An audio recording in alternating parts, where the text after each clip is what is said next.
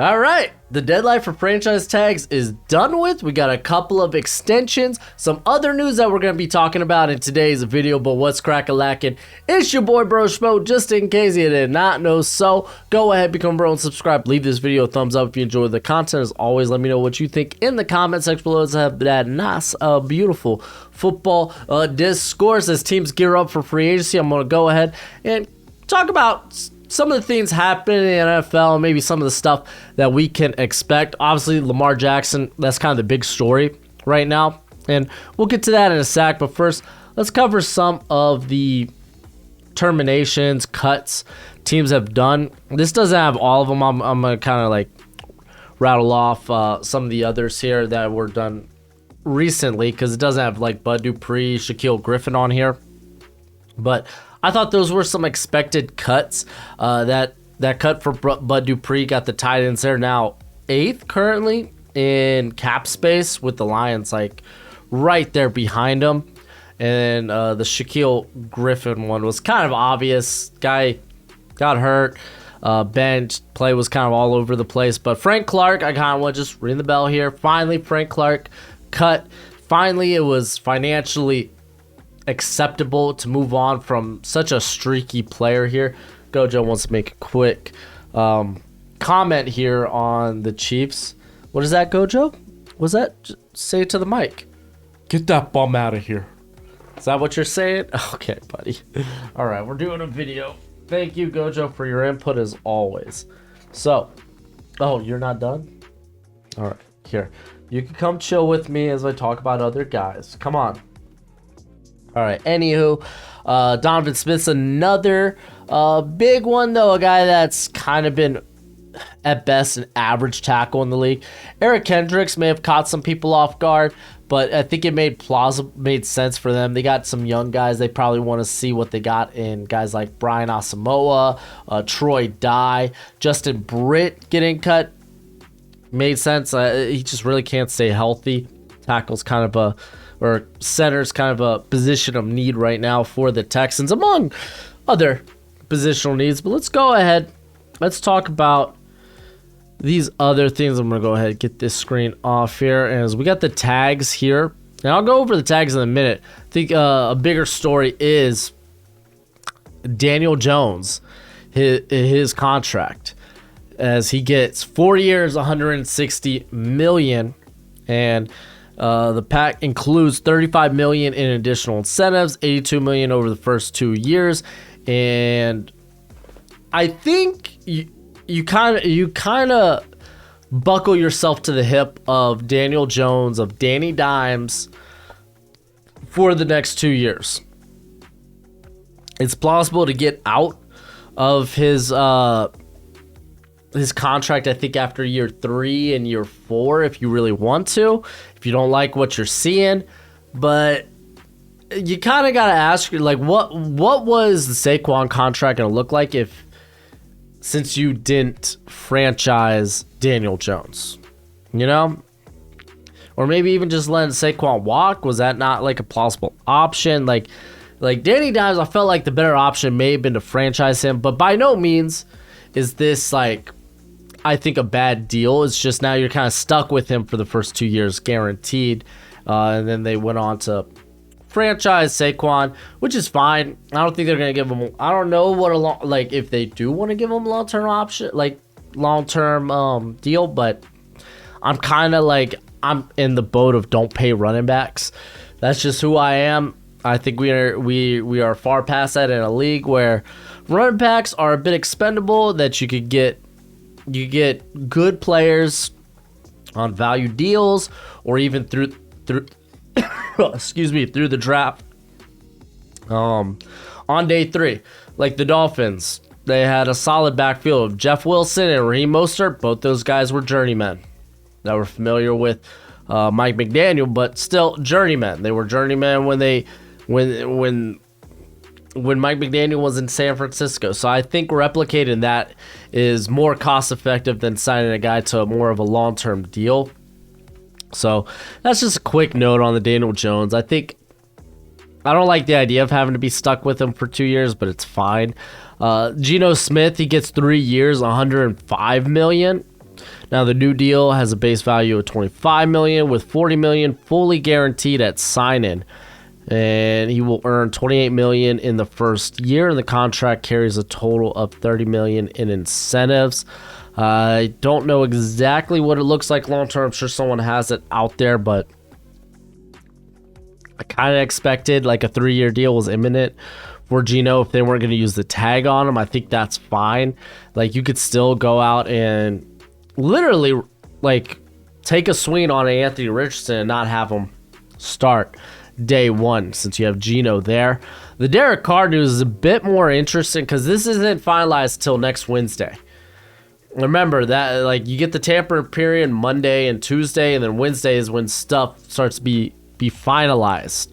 So, like, we had Zadarius Smith signed with Baltimore initially, and then come Wednesday, we find out he's going to Minnesota. So, obviously things can change, but this Derek Carr thing sounds obviously legit. He's getting 4 years, $150 million, but I think there's a fifth. It's split over 5 years because they got a void year in there as well. And like year one, he's only going to be getting like $7 million against the cap, because I think we got 70s fully guaranteed and such. But like they could honestly move on from him after 2024, 2025. So I think that's fine. The Saints are kind of stuck, desperately looking for anyone that could give them some consistency at quarterback, and now they're going to go the Derek Carr route, which I think this is actually far more interesting with the Aaron Rodgers stuff, because now the Jets, they are fully catering or courting Aaron Rodgers. I think they flew out either today or yesterday to meet with Aaron Rodgers, talk a possible trade. So that could be in the works. I'm kind of fascinated what that will cost specifically. Will Aaron Rodgers, do the Jets really want to give away pick 13 for Aaron Rodgers? Or are we maybe looking at maybe multiple day 2 picks? That's, I think, the bigger question for me, because I think it could go either way. I'm kind of on the fence with it. Some people believe one way, some people believe the other. Kind of is what it is. Now let's go over the franchise tag and probably get to what you really want to talk about in this video, being Lamar Jackson. So Saquon Barkley, he got the franchise tag. That's gonna be 10 million, a little over 10 million. Evan Ingram got the franchise tag. That's gonna be, it costs the Jags about 11.3 million. Where are the Jags in terms of cap space? They're still in the negative. I don't know if this includes, I don't think it includes Shaquille Griffin, because that frees up like 13 million. Shaquille Griffin. No, I don't see him on here. Yeah, let's go to manage the roster tab. Here, I want y'all to see what I'm looking at. Blah blah blah. Let's. Oh, I can't even. Okay, whatever.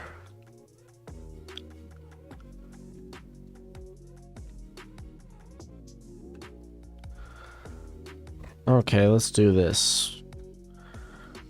Kill Griffin.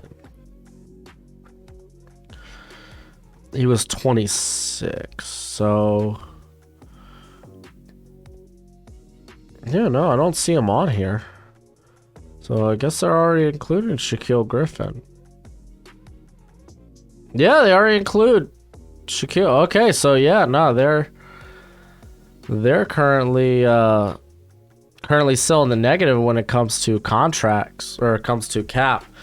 But hey, they get Evan Ingram for another year. Does that mean they're not taking a tight end day 1, day 2? I don't think it's out of the question. We'll skip Lamar real quick. Josh Jacobs obviously gets a franchise tag. Both sides want Jacobs there long term. We'll see. Oh, it's a non-exclusive. Because that's what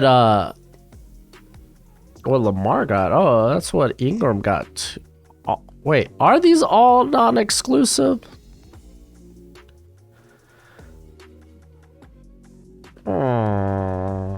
Interesting.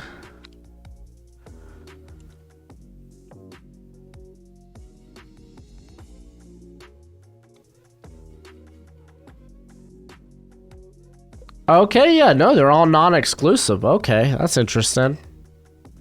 But I mean, I don't think people are going to be shelving out draft picks for guys like Josh Jacobs and whatnot. So that kind of makes sense. Deron Payne also got his. I called that. That one was probably the easiest one to call. We had news weeks ago that Tony Pollard was going to get hit with the franchise tag. So kind of is what it is. Orlando Brown will not get the franchise tag, so he will go test free agency. And I'm curious if he might end up just re-signing with the Chiefs. Because if he goes out there, because the Chiefs gave him a good offer. Like, the offer was very solid. If he goes out there and he doesn't get the money he's looking for, we might see him back in KC. Chauncey Gardner-Johnson ends up being another guy that won't get hit with the franchise tag. So is this one? It's an instance of a team picking up a guy on the final year of his contract, trying to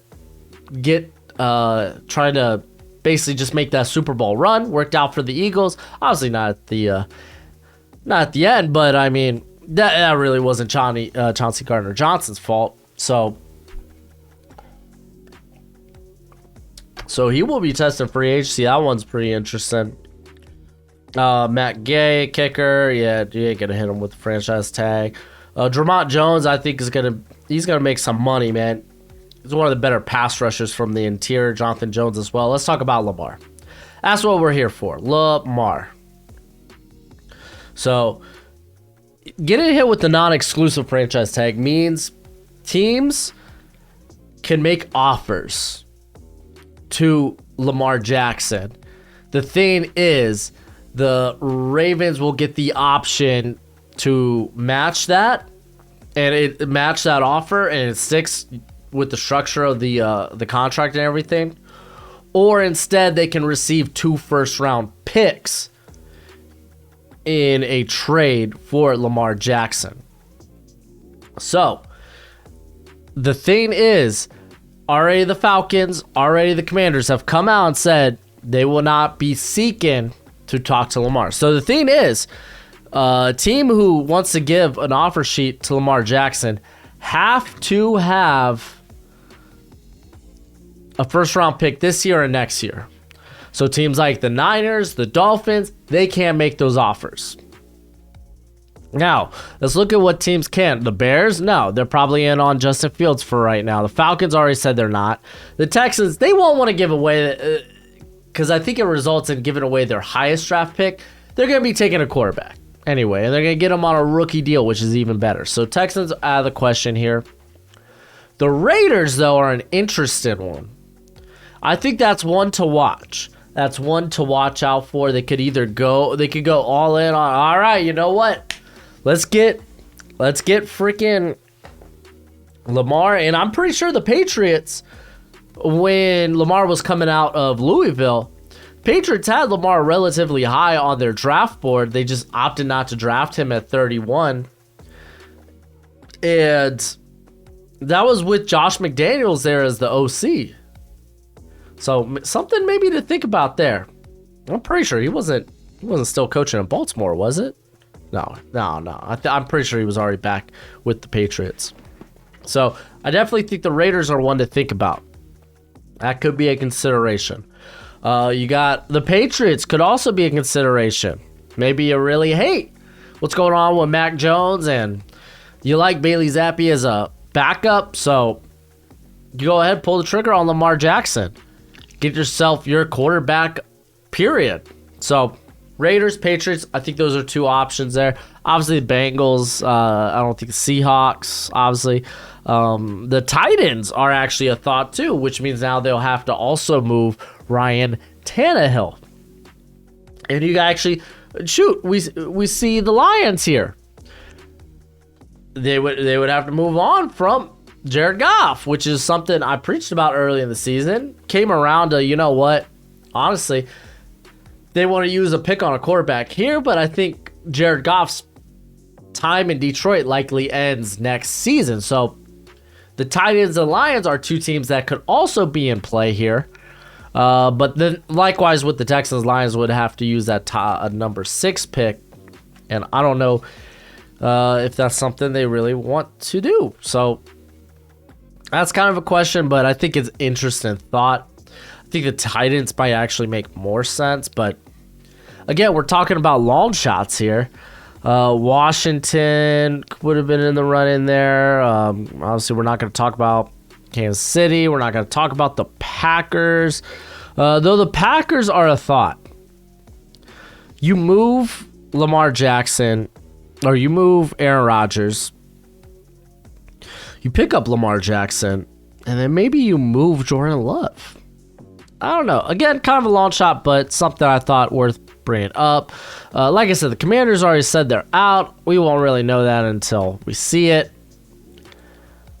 But like all these teams that just don't necessarily have the cap to give an offer that the Ravens are here hoping, okay, he's going to go out there. He's going to see, you know what?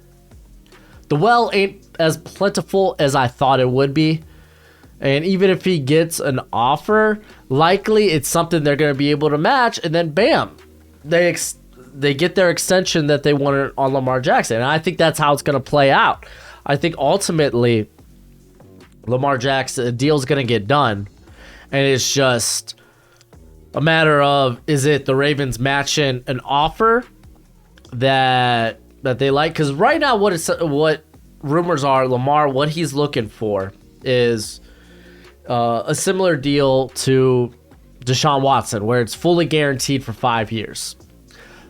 From what I heard about what the Ravens, they offered a 3-year fully guaranteed.